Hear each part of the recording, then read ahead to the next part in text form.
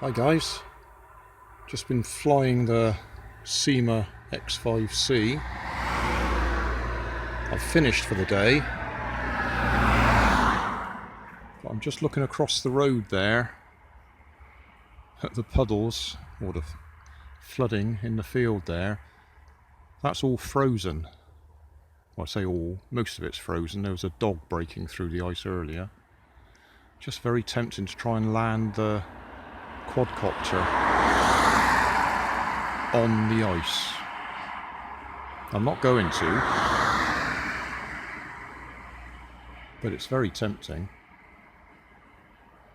Not going to do it.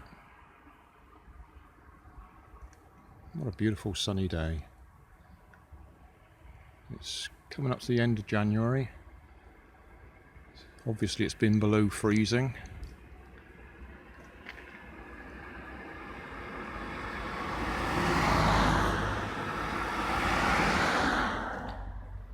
But it's actually turned out beautiful.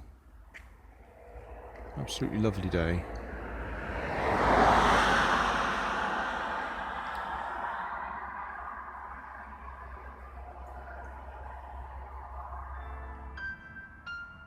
Well, thanks for watching.